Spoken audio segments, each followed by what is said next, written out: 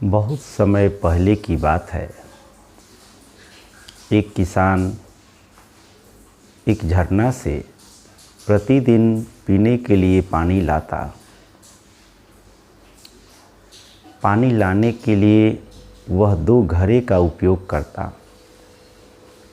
दोनों घड़ों को एक डंडे में बांधकर कंधे पर उठाकर वह प्रतिदिन पानी लाया करता।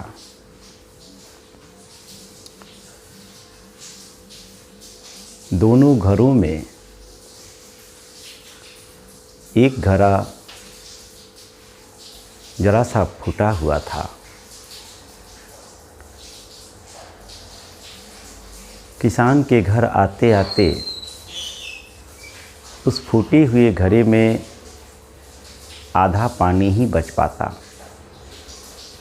और दूसरा जो घड़ा था वह पूरा पानी किसान के घर तक पहुंचाता। जो फूटा हुआ घड़ा था उसके मन में अपनी प्रति ग्लानि की भाव उत्पन्न होती कि किसान की सारी मेहनत बेकार हो जाती है। वहाँ जब किसान मेरे अंदर पानी भरता है तब तो पूरा भरता है, लेकिन घर आते आते मैं अपने अंदर आधा पानी ही रख पाता हूँ। दूसरी तरफ जो घड़ा पूरी पानी को घर तक पहुँचाता, उस घड़े के मन में अपने प्रति अभिमान था कि मेरे अंदर कोई कमी नहीं है। मैं किसान के द्वारा भरे हुए पूरे पानी को घर तक पहुंचाता हूं। जिस घड़े में जो कमी थी, जिसके कारण पानी कम पहुंचता था, उस घड़े ने एक दिन किसान को कहा कि हमें क्षमा करना,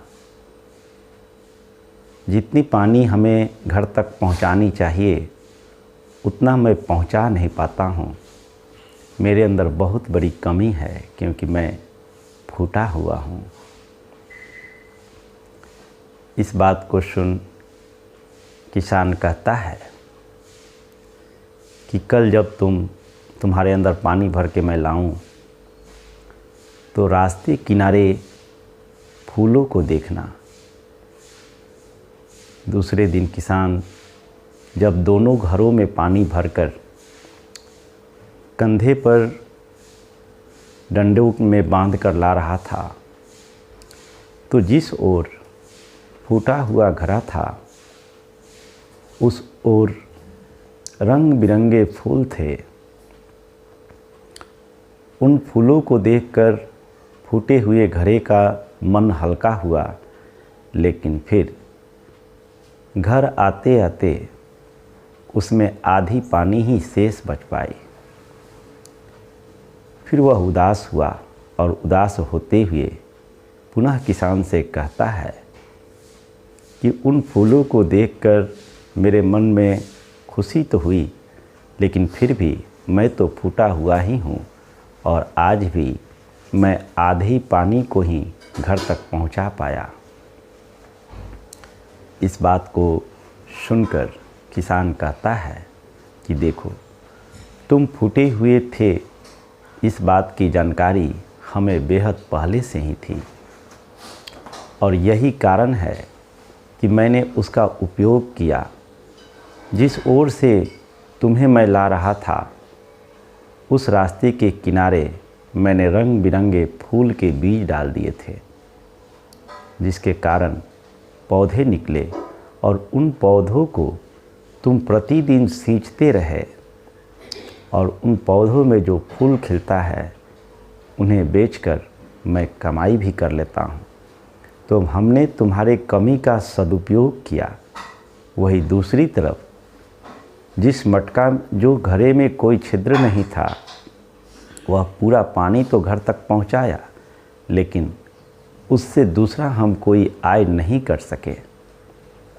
उस दिन उस फूटे हुए घड़े को अपने भीतर की शक्ति का ज्ञान हुआ। मित्रों, वास्तव में इस संसार में कोई ऐसा व्यक्ति नहीं है, सज्जन से सज्जन व्यक्ति में भी कुछ बुराई हो सकती है और दुर्जन से दुर्जन व्यक्ति में भी कुछ अच्छाई हो सकती है। जिस तरह से हम गुलाब के पौधे को देखते हैं और उसमें लगे हुए फूल के ओर आकर्षित होते हैं, तो हमारी निगाह फूल की तरफ होती है, फूल में लगे हुए कांटों की तरफ नहीं। हम चुनाव फूल का करते हैं, कांटों का नहीं। आवश्यक है जिस मनुष्य के भीतर सद्गुण है उसकी तरफ हम ध्यान दें, जो दुर्गुण है उसकी तरफ ध्यान न दें।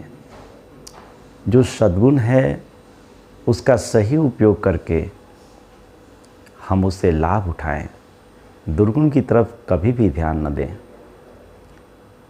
मित्रों, यह बात आप अपने अंदर अनुभव करेंगे।